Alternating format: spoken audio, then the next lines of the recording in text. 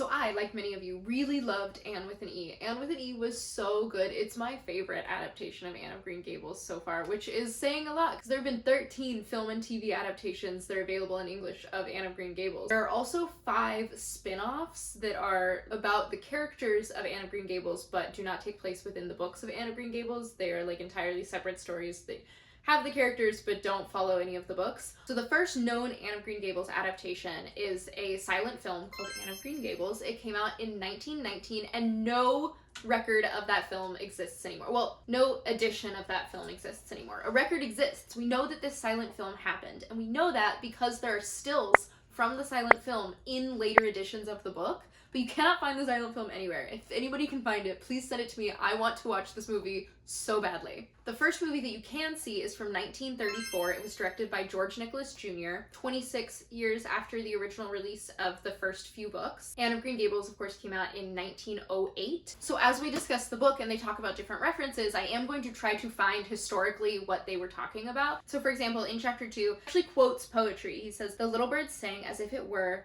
the one day of the summer in all the year." And that is poetry by James Russell Lowell. It's from the Vision of Sir Launfal, which is a poetry collection. Just like taking notes as we go. As we read, I'm taking notes, I'm tabbing. Here's all my tabs from the first 2 chapters. So let's talk about them, shall we? So there are 8 Anne of Green Gables books. I did not know that when I got my beautiful box set that only has 6. This has the first 3, and then it also has Anne's House of Dreams, Rainbow Valley, and Marilla of Ingleside. We're missing Anne of Windy Poplars, which takes place after Anne of the Island, but before Anne's House of Dreams, but it was actually released after Anne's House of Dreams, so like there's a lot of nonsense in the timeline of like, okay, well chronologically this happens here, but in order of release this happens here. I have only ever read the first book, Anne of Green Gables, and I would like to read all of them. So I thought that we could go on a fun little book club together and we could read a couple of chapters every week. I did a poll on Instagram, TikTok, and YouTube Shorts, and all of the answers were different.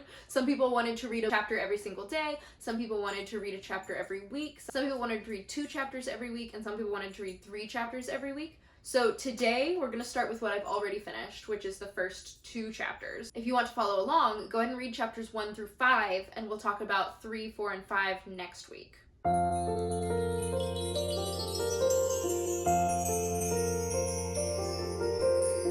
We open, Anne of Green Gables opens in Miss Rachel Lynde's point of view. What a queen she is. I love Rachel Lynde. She's really annoying, but I love her, and I also fear that I may be her.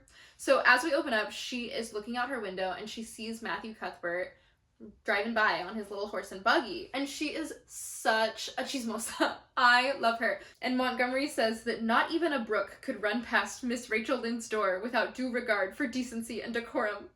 It probably was conscious that Miss Rachel Lynde was always sitting at her window, keeping a sharp eye on everything that passed, from brooks and children up, and that she noticed anything odd or out of place, and she would never rest until she had ferreted out the whys and wherefores thereof.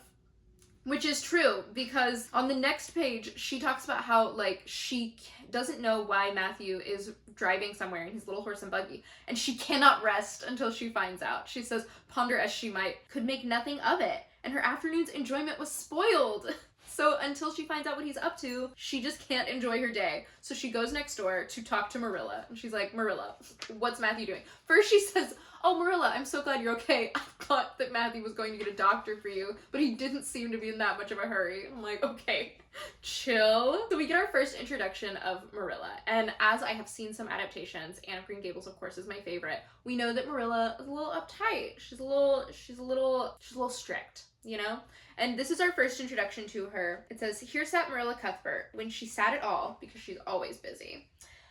Always slightly distrustful of sunshine, which seemed to her too dancing and irresponsible a thing for a world which was meant to be taken seriously.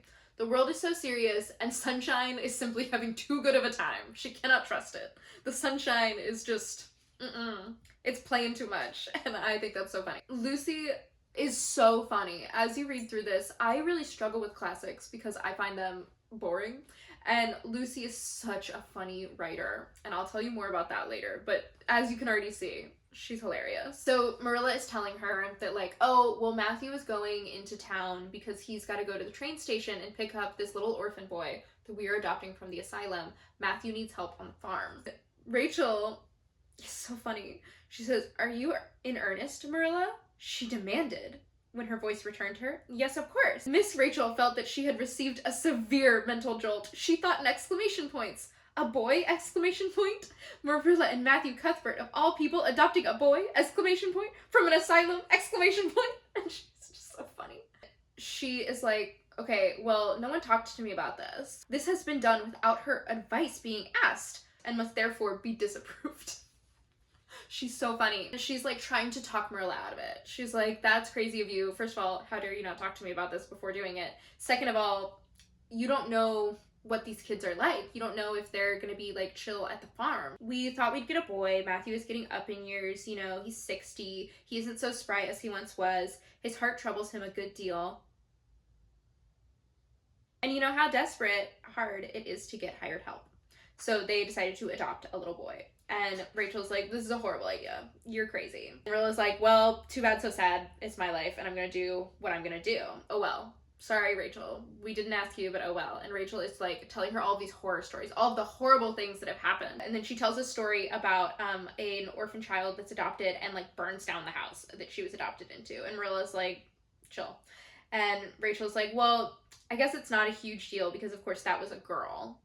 And Marilla says, we're not getting a girl. Sure you're not. So she's like, it doesn't matter because we're getting a boy and not a girl. Oh well. And Rachel's like, okay, but you really should have talked to me about this first. And then she leaves. Because her curiosity is finally sated. Now she can go home and enjoy her day. It's no longer ruined. She knows what Matthew's up to. Now, Matthew is driving on the little horse and buggy. They tell us right away he is so uncomfortable around women. He does not like little girls. He does not like women. He just wants to like sit in the farm by himself. He'll talk to boys if he has to. He does not want to hang out with any girls. So he's going down this path. He's enjoying his ride. It says, the air was sweet with the breath of many apple orchards, and the meadows sloped away in the distance to horizons of pearl and purple, while little birds sang as if it were the only day of summer in all the year.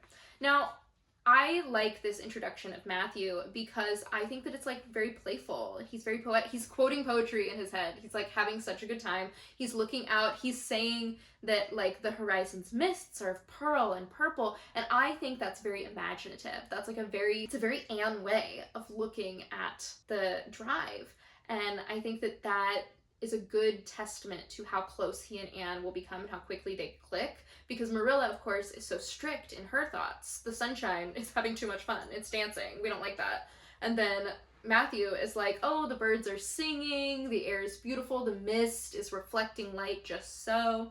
And I just think that that just shows the juxtaposition of the two siblings so well. Matthew enjoyed the drive after his own fashion, except during the moments when he met a young woman and had to nod at them. For Prince Edward Island, you are supposed to nod to all and sundry you meet on the road, whether you know them or not. And Matthew's like, oh my god, there's a woman coming. Hello. Horrible. And he's so funny like that. So he goes up to the train station. He passes a girl. He's like, don't look at them. He goes up to the train master and he's like, hey, someone was supposed to drop off a little boy for me. And the train master is like, no, queen. A little girl was dropped off for you. And Matthew's like, no, I talked to this lady and she was gonna bring a little boy and I'm supposed to pick him up today. And he's like, sorry, no little boys, only a little girl here for you. And Matthew's like, I don't understand. The station master says, maybe they were just out of the boys of the brand you wanted. Lucy, that's so funny. He's like, sorry, they're out of that brand. I got you a replacement instead. I was not expecting to enjoy this so much. So he goes up to the girl and he's like, hey, sorry I'm late. Let me take your bag. And he's gonna leave it to Marilla to tell this little girl that like, why are you here? What are you doing? Then you get like 4 pages of Anne just word vomiting at this poor man. And he's having a good time. It's fine. He's enjoying it. But it's so funny. And she's just talking about like all of the crazy things that have happened and how fun the train ride was and like, look at that tree. And what if I slept in that tree if you didn't come? Matthew's companion stopped talking, partly because she was out of breath and partly because they'd reached the buggy. Like there are just pages of her just going and going and going and going and going. I'm just like, girl, take a breath. And that's the only time she stops talking is to take a breath. And that's, oh, Anne, the girl that you are, I love you. She and Matthew get on the horse and buggy and they are going to Green Gables. She's trying to talk to Matthew, and Matthew is like not responding. Everything Matthew says is like, oh, well, I don't know. And then she just keeps talking to fill the void. And Matthew is like, okay, good. I actually like hanging out with people who will just talk to fill the void because I don't have to talk. And so later she tries to ask him questions. She said, but now I feel pretty nearly perfectly happy. I can't feel exactly happy because, well, what color would you call this? And she's like, my red hair. And he's like, it's red. I work with this age group, so she's 11 right now, and I work with tweens and teens, and they are so dramatic, and Lucy really captures that. Anne's holding her hair, and she's like, what color would you call this? And he's like, red, and she goes, the girl let the braid drop back with a sigh that seemed to come from her very toes and exhale forth all the sorrow of the ages. She's so dramatic. Yes, it's red. Now you see why I can't be perfectly happy. No one could who has red hair. And she's talking about how it's her lifelong sorrow that she has red hair. And then she says, I read of a girl once in a novel who had a lifelong sorrow, but it wasn't red hair. Her hair was pure gold rippling back from her alabaster brow. What is an alabaster brow? It means she has white skin. Okay, so I was looking for this book because I need to know what book Anne was reading that had the golden hair and the alabaster brow and the lifelong sorrow. So there is a book from 1880s that is called just Golden Hair, and it's a like series of fairy tales. So it could be that one, but I don't think that one's it. And then I was looking at like, okay, well, it could be just like a fairy tale. So I thought about Sleeping Beauty, and the tale of Sleeping Beauty does date back to the 1300s, so the 14th century. It was in a medieval romance, which like, oh my god, that's so fun. So the first like written record of the story of Sleeping Beauty shows up in Perceforest. It's an anonymous 14th century French Arthurian romance that serves as a fiction prehistory for King Arthur's Britain. First of all, I love that it's anonymous. I love an ancient anonymous work. And you know what? I am gonna say that 1340 is ancient. Come at me, I suppose. It's over, oh my god. It's 8 volumes long, over 1 million words, and takes its inspiration from Geoffrey of Monmouth, Wace, Orosius, Lancelot, Grail Cycle, etc. So this is a chivalric romance, and I had to look that up because I was like, what's a chivalric romance? And it's a literary genre, a type of prose that is very popular amongst the nobles and the high court. So this is a romance novel for the girlies. So like queens and princesses were reading this romance novel in the 14th century, and I think that's so fun and interesting. And then I fell down, of course, a Wikipedia rabbit hole. Sleeping Beauty was also adapted and included in the Brothers Grimm in 1812, which is more likely what she would have been talking about. But instead of Sleeping Beauty, I actually think that she was probably talking about Cinderella. And I did look up the Brothers Grimm specific edition of Cinderella, and it does say that she had long suffered in ashes and sorrow.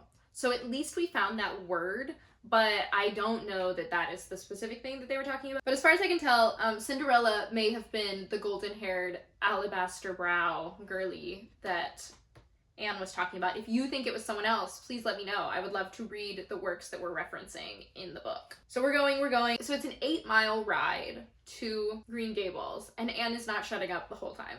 She's so funny. She's talking about some things like give me a thrill. Do you ever have things that give you a thrill? Matthew ruminated. Well, now, yes.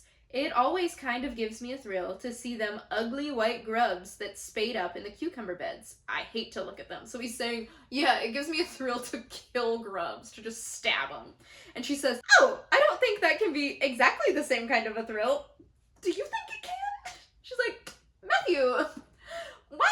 That was crazy of you to say. There doesn't seem to be much connection between grubs and lakes of shining waters, does there? She's like, I was talking about how cute the water is. You're talking about killing grubs. So let's get on the same page, and it's my page. Let's get on my page. She's like, anyways. And Matthew says, well, they sometimes call it Barry's Pond. And she's like, oh, why do they call it Barry's Pond? He says, oh, well, Mr. Barry lives there. And she's like, oh, that's so cool. Does he have any kids my age? And then Matthew mentions our girl, Diana. And Anne's like, oh my god, Diana. That's an amazing name. I'm so excited to meet her. And Matthew's like, it's an okay name. It's not that good. I don't know. Could have a better name. There's something dreadful and heathenish about Diana. I would rather Jane or Mary or some sensible name like that. Anne's like, anyways, I love the name Diana, so... And then they're able to see Green Gables in the distance. Anne's like so excited. And Matthew's thinking about like, oh my god, I'm so glad that Marilla, not me, has to go to the trouble of telling this child about the mistake, and she's gonna be so upset, and I don't want her to be sad in my presence because I hate hanging out with women. That ends chapter 2. And Anne is having so much fun, and she's about to get all of her hopes and dreams dashed. So check in next week, read chapters 3 through 5, and we will discuss. Am I going too much into the history? Do we not care about the history of the time? I just think it's so interesting.